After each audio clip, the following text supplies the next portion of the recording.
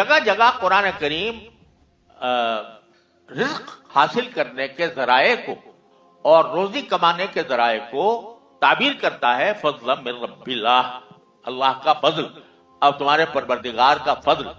یہ کیوں کر رہا ہے؟ سیدھا سادہ لفظ کہتے ہیں تجارت کا، زراعت کا، روزی کمانے کا، رزق حاصل کرنے کا، لیکن بار بار بار بار جہاں ذکر آتا ہے رزق کا تو فضل من ربکم، تمہارے اللہ کا فضل ہے، تمہارے پروردگار کا فضل.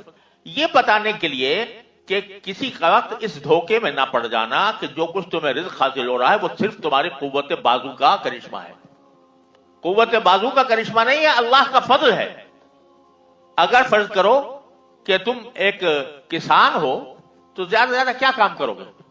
بھئی زمین کو ہموار کر لو گے اور اس میں بیج ڈال دو گے، پانی دے دو گے، بس. اس بیج جو ہے وہ اندر جا کر کس طرح پرورش پر پائے گا کہ چھوٹا سا بیج ہے اور اس میں سے کوپل نکل رہی، اور وہ کوپل چھوٹی سی اتنی ہلکی باریک اور اتنی کمزور ہے کہ اگر ایک انگلی سے اس کو مار دو ختم ہو جائے. لیکن وہ کوپل زمین کا پیٹ پھاڑ کر، اتنی بھاری زمین کا پیٹ پھاڑ کر وہ نکل کے باہر آ رہی، اور اس کے اوپر اللہ تبارک و تعالیٰ کی طرف سے اس کے اوپر ہوائیں بھیجی جا رہی ہیں، اس کے اوپر دھوپ پڑ رہی ہے، اس کے اوپر اللہ تعالیٰ کی طرف سے بارش نازل ہو رہی ہے، اور وہ کوپل بڑھ بڑھ کے پودا بن جاتی ہے، پودا بن کر وہ درخت بن جاتی ہے، درخت بن کر تمہارا رزق حاصل ہو جاتا ہے. تم کہتے ہو میں نے اگایا، تم یہ کہتے ہو کہ میں نے یہ جو گندم ہے یا چاول ہے یا یہ اجناس ہے میں نے اگائی. انتم تزرعونہ ام نحن الزارعون، تم ہو اگانے والے یا ہم ہیں اگانے والے؟ قرآن کریم فرماتا ہے. تو اب اگر ایک آدمی سب جو وہ کر رہا ہے، کھیتی کر رہا ہے اور شریعت کے مطابق کر رہا ہے، معاملہ بھی مزارعات کا کیا ہوا ہے تو بھی شریعت کے مطابق اس کے تمام احکام اس کے اوپر جاری ہو رہے ہیں، لیکن ساری زندگی کبھی خیال نہیں آتا کہ یہ جو کچھ مجھے مل رہا ہے یہ میرے پروردگار کا فضل ہے، میرے ہاتھ کا کمال نہیں ہے، میرا اپنا کمال نہیں ہے، کوئی دینے والا دے رہا ہے. اور اگر بالفرض یہ کہو کہ بھائی میں نے اپنے ہاتھ سے بیج ڈالا تھا تو ہاتھ کہاں سے آ گیا تھا بھائی؟ اور وہ ہاتھ میں یہ قوت کہاں سے آ گئی تھی کہ وہ بیج ڈا کے اس میں ڈال دے؟ اگر کسی وقت میں تو اس اللہ تبارک و تعالیٰ کا حکم آ جائے، ہاتھ چھل ہو جائے، مفلوج ہو جائے، کیا کر لو گے؟ تو لہذا یہ جو کچھ تم کھیتی کر رہے ہو، یہ جو کچھ نکل رہا ہے یہ تمہارے قوت بازو کا کرشمہ نہیں ہے، یہ اللہ جل جلالہ کے فضل کا کرشمہ ہے کہ اس کے ذریعے تمہیں رزق دے رہا ہے. تم اگر فرض کرو تاجر ہو تو زیادہ زیادہ کیا کرتے ہو؟ زیادہ سے زیادہ یہ کرتے ہو کہ بھئی تھوڑا بہت سرمایہ کہیں سے اکٹھا کیا اور دکان خرید لی اور اس کے اوپر کوئی کام شروع کر دیا، مال لا کے ڈال دیا اور بیٹھ گئے بیچنے کے لیے. تو اول تو یہ سارا پیسہ کہاں سے آ گیا تھا، اور یہ تم نے مال تمہارے پاس کہاں سے آ گیا تھا؟ یہ تمہارے اندر صلاحیت کس نے پیدا کر دی تھی کہ اس کو تجارت کرنے کا سلیقہ آ جائے تمہیں؟ اور پھر اگر دکان کھول کے بیٹھ گئے، گاہک آتا ہی نہیں، دکان بھری ہوئے سامان سے اور گاہک نہیں آ، تو کہاں کیا فائدہ اس تجارت کا؟ لیکن وہ کون ہے جو گاہک بھیج رہا ہے؟ وہ کون ہے جو تمہارے پاس گاہک بھیج رہا ہے اور اس گاہک کے بھیجنے کے نتیجے میں تم نفع کما رہے ہو؟ یہ کبھی خیال آتا ہے؟ قرآن اس طرح متوجہ کرتا ہے کہ فضل من ربکم، گاہک جو ہے وہ بھیجنے والے بھی ہم ہی تو ہیں. تم نے زیادہ سے زیادہ تم نے اعلان کر دیا بھائی جس کو لینا آ کے لے جائے. کسی کے دل میں یہ خیال پیدا کرنا کہ جا کے وہاں سے مال خرید لو، یہ کون پیدا کر رہا ہے اس کے دل میں؟ اللہ اکبر.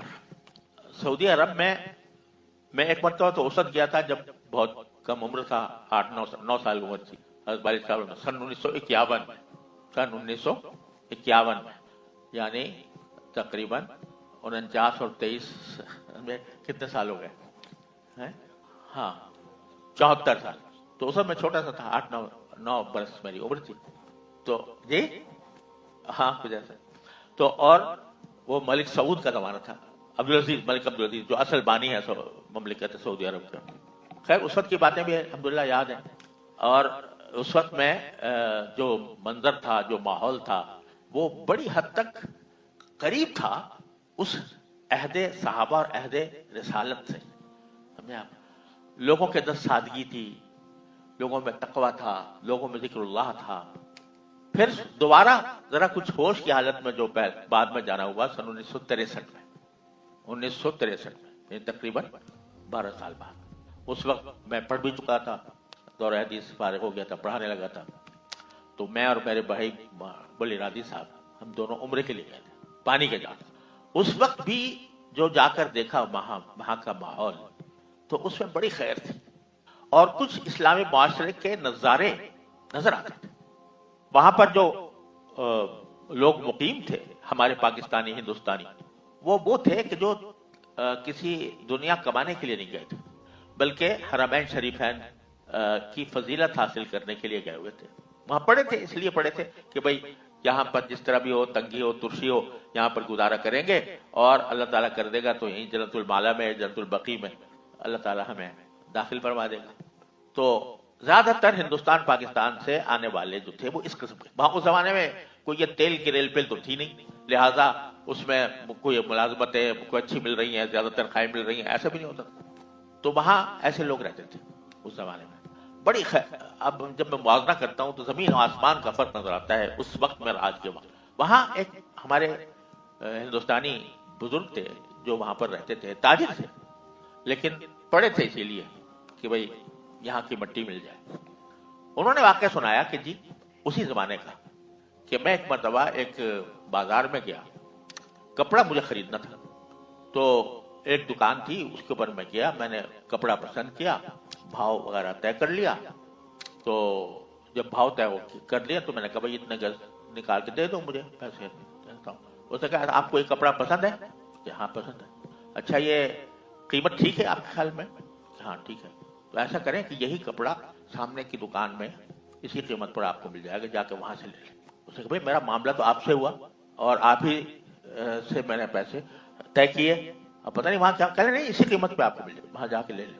कहा क्यों, आखिर मैं आपको छोड़ के, जब मामला सारा आपसे हुआ है, बातचीत आपसे हुई, सौदा आपसे हुआ, तो वहां उसके पास क्यों जाऊं? कहा इसको छोड़ दें, मैं कह रहा हूं आपको मिल जाएगा, ले लें वहां से जाकर। तो आखिर में जब मैंने कहा कि नहीं मैं जाऊंगा नहीं जब तक आप मुझे वजह ना बताएं, उसने कहा जी वजह यह है कि सुबह से मेरे पास 5-7 ग्राहक आ चुके हैं और मुझे काफी पैसे मिल गए हैं 5-7-10 ग्राहकों से।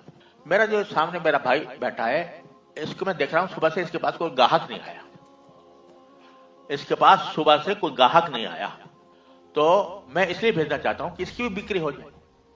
ये था वो मुआशरा जो पैदा किया था रसूल करीम सल्लल्लाहु अलैहि वसल्लम के कौन है जो ये कहे कि दुकान खोले बैठा है, इसीलिए बैठा है कि बेचेगा, आदमी तैयार है, लेने को तैयार है, मगर कह रहा है कि जी मुझसे मत लो, उससे जाके ले लो, क्योंकि उसके पास मैंने देखा सुबह से कोई ग्राहक नहीं आया। तो कहने लगे मैं हैरान रह गया उसकी इस बात से, और मैंने कहा कि भाई देखो ये ऐसी बात है कि तो मुझे इस पर अमल करना ही होगा।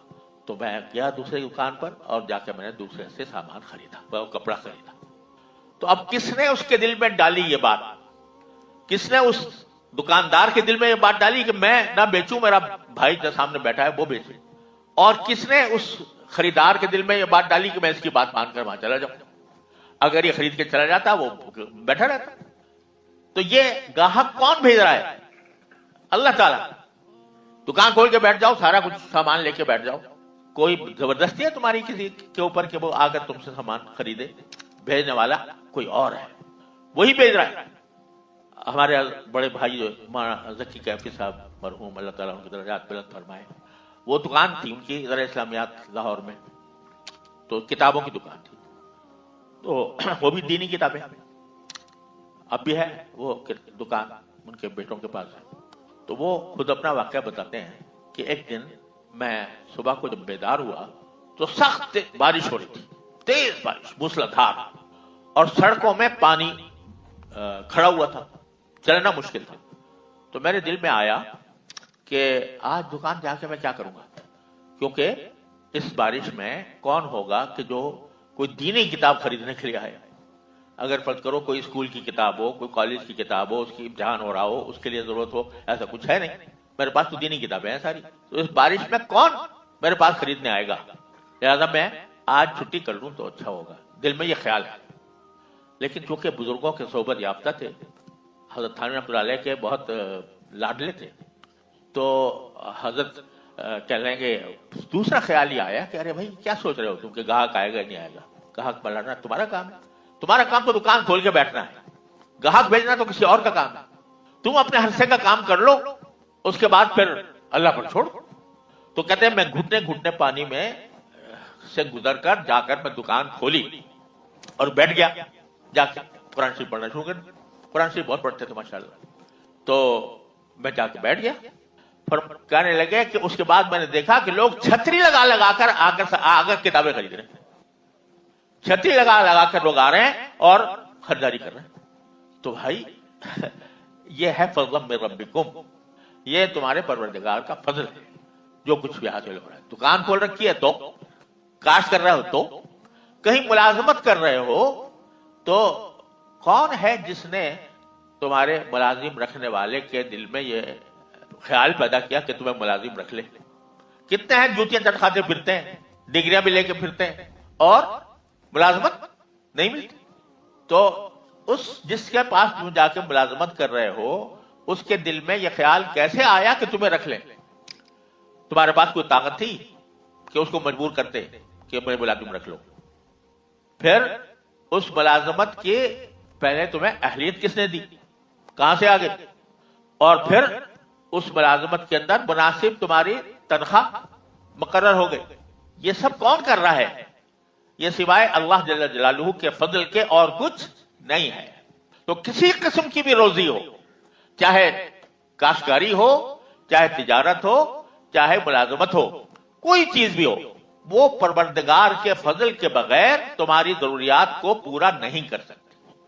اور پھر چلو گنتی میں تم نے کچھ روپے کما لیے، چاہے زراعت سے کمائے، چاہے تجارت سے کمائے، چاہے ملازمت سے کمائے، اس گنتی میں اتنی طاقت پیدا ہو جائے کہ تمہاری ضروریات پوری کر دے۔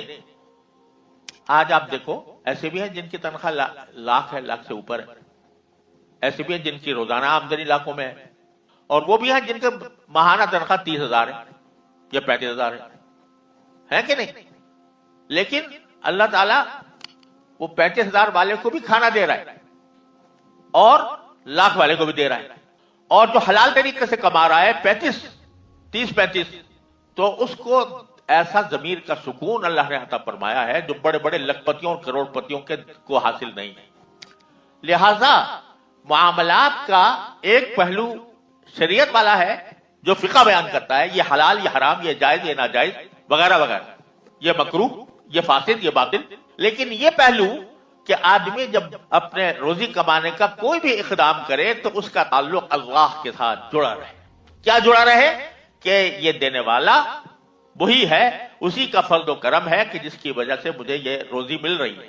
اس بات کا اس کے دل میں یہ بات اس طرح گھر کر جائے کہ ہر لمحے اس کو یہ مستحضر ہے۔ یہ کام کراتا ہے طریقت اور تصوف، یہ کراتا ہے کہ تم بے شک تجارت کرو، بے شک زراعت کرو، بے شک ملازمت کرو، لیکن یہ بات کسی وقت تمہارے دل سے غائب نہ ہو کہ دینے والا اللہ تبارک و تعالیٰ ہے، اور میں سے زیادہ سے زیادہ مجھے تھوڑی کوشش کرنی ہے، اس کوشش کے لیے بھی میں محتاج ہوں اللہ تبارک و تعالیٰ، اور لہذا میں ہر قدم پر اپنے پروردگار سے رابطہ قائم رکھوں، جا رہا ہوں، دکان کھول رہا ہوں تو میرا رابطہ اللہ تعالیٰ سے ہو، یا اللہ میں دکان تو کھول رہا ہوں، اس میں پھر برکت آپ عطا فرمائیے۔ کوئی آمدنی ہوئی ہے تو اس پر اللہ تعالیٰ کا شکر ادا کر کے، یا اللہ آپ نے فضل و کرم سے یہ مجھے آمدنی عطا فرما دی، یا اللہ اس کو میرے لیے مبارک فرما دیجیے گا، اس میں برکت ڈال دیجیے گا۔ یہ عادت بن جائے۔ ایک تو بات ہوتی ہے جسے تھیوری کی بات کہتے ہیں، نظریے کی بات کہتے ہیں۔ نظریہ تو الحمدللہ سب کو حاصل ہے کہ نہیں؟ عقیدہ ہے کہ نہیں؟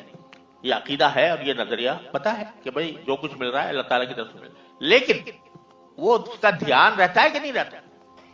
وہ دھیان رکھواتا ہے طریقت والا، وہ دھیان پیدا کرتا ہے، یہ دھیان پیدا کرتا ہے۔ ورنہ قارون تھا، قارون سے کہا تھا کہ قارون کو جب بڑا خزانہ، قرآن میں یہ ہے کہ اس کے خزانے ایسے تھے کہ صرف اس کی چابیاں جو ہیں، صرف چابیاں اتنی بھاری تھیں کہ ایک پوری جماعت اس کو اٹھایا کرتی تھی، چابیوں اتنے خزانے پھیلے ہوئے تھے۔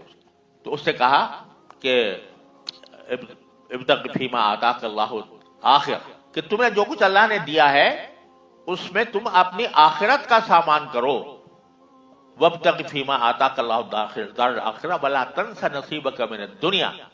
اور دنیا کے اندر تمہیں جو حصہ اللہ نے دیا ہے اس کو بھولو نہیں. ہم یہ نہیں کہہ رہے کہ مال کو سب سارے صدقہ کر دو, اپنا حصہ رکھو. وَأَحْسِن كَمَا أَحْسَنَ اللَّهُ إِلَيْكَ, اور جس طرح اللہ نے تم پر احسان کیا تم بھی احسان سے کام لو. وَلَا تَبْغِ الْفَسَادَ فِي الْأَرْضِ, اور زمین میں فساد پھیلانے کی کوشش نہ کرو. جب اس سے یہ کہا گیا کیا جواب دیتا ہے؟ انما اوتیتہ علی علم, یہ سارا جو کچھ مجھے مال ملا ہے یہ تو میرے علم کی بنیاد پر. مجھے علم ہے کہ کس طرح پیسہ کمایا جاتا ہے, اس علم کی بدولت مجھے سب کچھ مل گیا. تو یہ قانونی ذہنیت ہے کہ جو کچھ ملا میری صلاحیت سے ملا, میری قوت بازو سے ملا, میری محنت سے ملا, میری کوشش سے ملا. یہ قانون والی ذہنیت. اور ایک مسلمان کی ذہنیت جو اللہ تعالیٰ چاہتے ہیں کہ ہر مسلمان کے دل میں پیوست ہو, وہ یہ کہ ملا ہے, جو کچھ ملا ہے وہاں سے ملا ہے. ہاتھ پاؤں میں طاقت ملی ہے تو وہاں سے ملی.